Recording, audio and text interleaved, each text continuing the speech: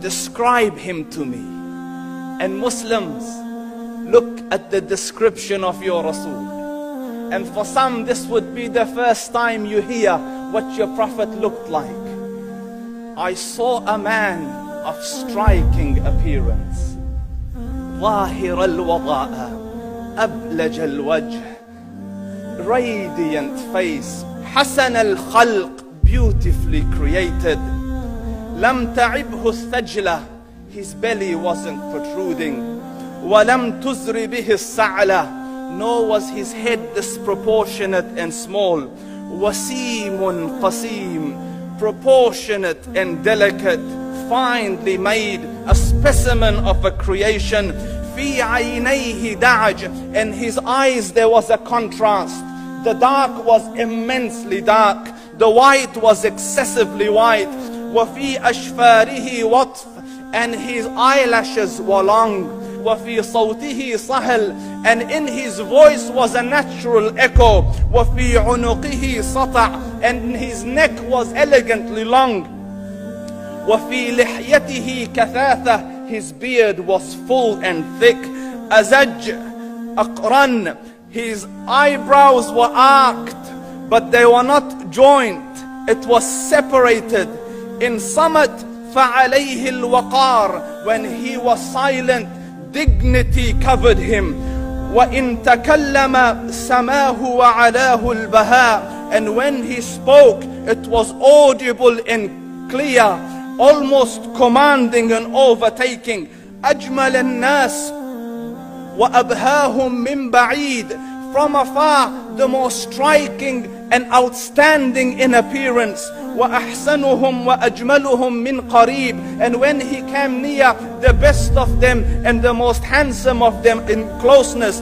حلو المنطق, such an exalted and sweet level of logic.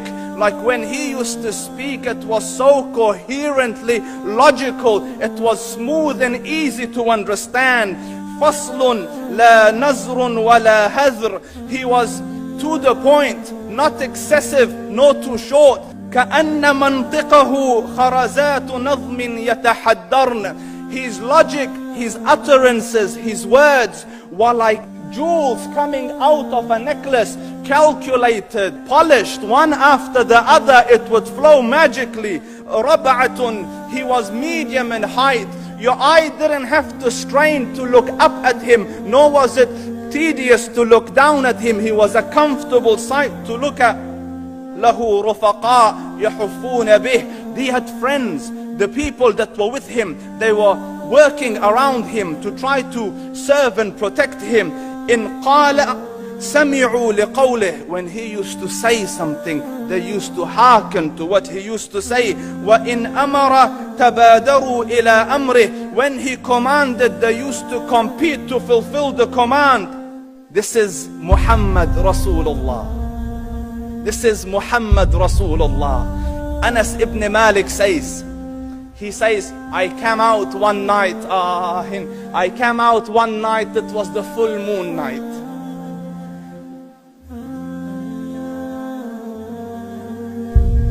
And I looked at the moon, and in the desert, understand, the moon is an awesome sight.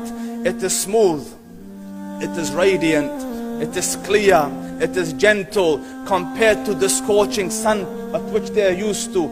So the moon was the epitome of beauty. So he says, I came out at a full moon night and I looked at the moon and I saw it, beautiful, handsome. So I said, let me go see if the moon is more handsome or my Prophet is more handsome. Let me see if that is more beautiful or the Prophet is more beautiful. So I went and I saw him standing afar. So I looked at his face and I looked at the moon, and I looked at his face, and I looked at the moon, and I looked at his face, and I looked at the moon, and he said, Wallahi, he was more handsome than the moon in its entirety. That is just the look of your Rasul. Aisha radiyallahu anha says, I was sewing with the needle, my needle dropped in the dark, I couldn't find it. I said, Ya Rasul, I can't find it. he moved his face close, and I swear, out of the radiance of his face, I found my needle. And the Prophet ﷺ was mind-bogglingly handsome, but his handsomeness was covered with waqar and jalal and hayba. The Sahaba say, when we used to sit at his feet, two feelings conflicting would come on the heart.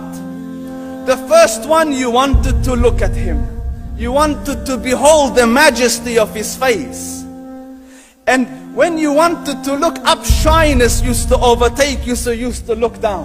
Amr ibn al-As says, I sat with him many times, but if you ask me to describe his face, I can't describe it.